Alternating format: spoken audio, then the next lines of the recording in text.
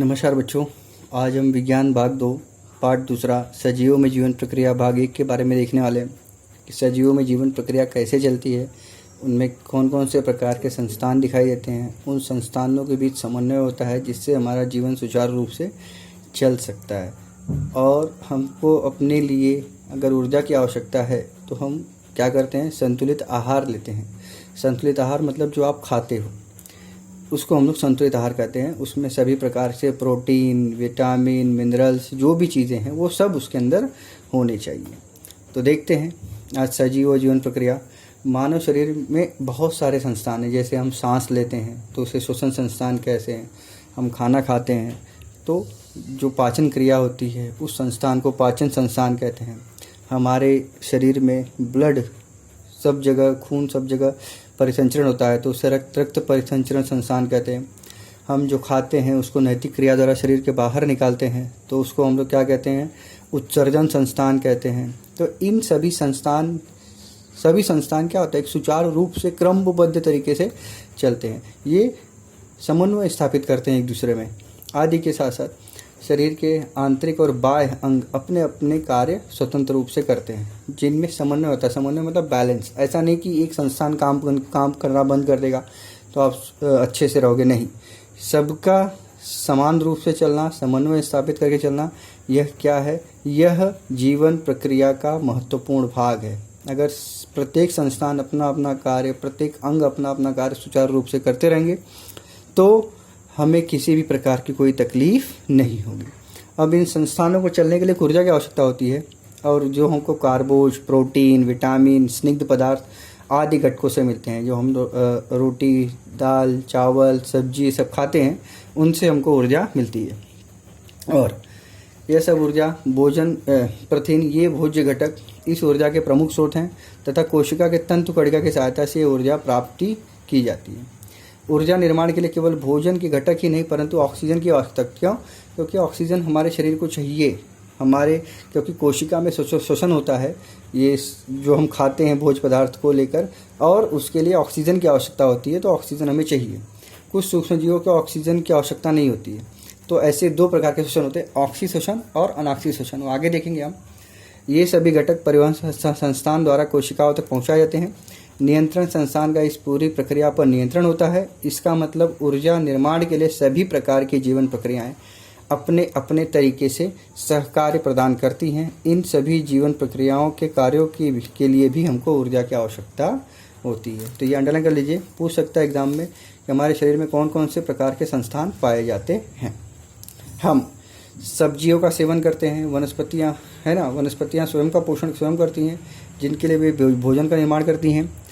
भोजन की कुछ मात्रा में वे स्वयं उपयोग में लाती हैं और बचा हुआ भोजन फल, पत्ती तथा तने के रूप में संग्रहित करके रखती हैं। और इससे इन सभी को खाकर हमको क्या मिलता है, हमको कार्बोज, प्रोटीन, स्निग्ध पदार्थ, जीवन सत्व, ये सब चीज़ें मिलती हैं और ये हमारे शरीर के लिए लाभदायक हैं। इसलिए हमको वनस्पतियों से संबंधित या चीज़ों का सेवन करना पड़ता है। अब दूध, फल, गुड़, शक्कर आदि जो हैं, ज्वार, बाजरा, चावल, शहद, आलू, शकरकंद, हमें इन सभी से कार्बोज प्राप्त होता है। कार्बोहाइड्रेट जिसको हम लोग बोलते हैं, कार्बोज पदार्थ। और कार्बोज से हमें कम से कम 4 किलो कैलोरी पर ग्राम इतनी ऊर्जा मिलती है, वो यहाँ पे दिखाया गया है। फिर आगे अब देखते हैं हम कि कई खिलाड़ी खेलते समय अवकाश लेकर देखो ग्लूकोज पीते हैं। तो ग्लूकोज क्यों पीते हैं? क्योंकि उनसे उनको एनर्जी मिलती है जो कि उनके खेल में सहायता करती है। अब आगे ये आपको 9th में दिया गया है। 9th के हिसाब से यहाँ पे आपको सब नाम लिखना है। नासाद्वार, फिर मुंह, कंठनलिका, फिर फेफड़े, ये सब वहाँ पे आपको लिखने हैं। ये शरीर के आंतरिक भाग बताए गए हैं। फिर आगे, क्योंकि शोषण करने से ही हम जो शोषण करते हैं वो बाह्य शोषण होता है और कोशिका जो शोषण करती है वो आंतरिक शोषण होता है। तो हमारा शोषण करना ज़रूरी है। क्यों? क्योंकि उससे जो ऑक्सीजन होती है वो कोशिका को मिलती है। अब आगे देखते हैं। तो हमारे शरीर में जो ऊर्जा होती है वह ATP के रूप में निकलती है, एडिनोसाइन ट्राइफॉस्फेट, इसको हम फुल फॉर्म कहते हैं, एडिनोसाइन ट्राइफॉस्फेट।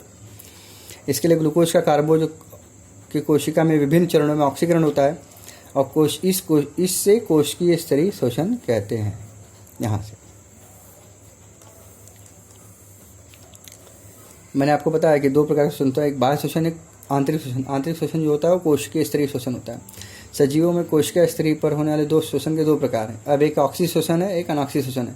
ऑक्सी शोषण मतलब ऑक्सीजन की उपस्थिति में यह शोषण होता है। अनॉक्सी शोषण मतलब यह ऑक्सीजन की अनुपस्थिति में होता है। अब उसमें देखो 3 चरणों में है ऑक्सी शोषण। पहला ग्लूकोज का विघटन, जो हम खाते पीते हैं उनमें से प्रत्येक में से NADH2 ATP के अणु बाहर निकलते हैं। तो कोशिका द्रव में होने वाले इस, और ग्लूकोज का विघटन है कोशिका द्रव में होता है। कोशिका द्रव में होने वाली इस प्रक्रिया में ग्लूकोज के एक अणु का विभिन्न चरणों में विघटन होकर पायरुविक अम्ल बनता है और ATP बनता है और NADH2 बनता है तथा पानी की 2-2 बूंदें बनती हैं, 2-2 अणु बनते हैं। बाद में इस प्रक्रिया के निर्माण हुए पायरुविक अम्ल के अणु का एसिटिल को एंजाइम A इस अणु में रूपांतरण किया जाता है और इस प्रक्रिया के दौरान कार्बन डाइऑक्साइड के 2 अणु तथा NADH2 के 2 अणु बनते हैं। तो आप इसको याद रखिए कि क्या क्या बनते हैं, कितने अणु प्राप्त होते हैं किस चीज़ के। ओके, अब ट्राई कार्बोक्सिलिक अम्ल चक्र, इसको क्रैब साइकिल भी बोलते हैं हम लोग। एसिटिल को एंजाइम में जो कि तंतु कणिका में पाई जाती है, जब उन पर ट्राई कार्बोक्सिलिक अम्ल चक्र, यह चक्रीय अभिक्रिया चलाई जाती है। इस अभिक्रिया द्वारा एसिटिल को एंजाइम A के अणु में स्थित एसिटिल का पूरी तरीके से क्या होता है, ऑक्सीकरण हो जाता है, मतलब ऑक्सीजन के साथ अभिक्रिया कर देती है और उसके द्वारा CO2, H2O, NADH2, FADH2 और ATP के अणु प्राप्त होते हैं। ये प्रोसेस है हमारे शरीर में।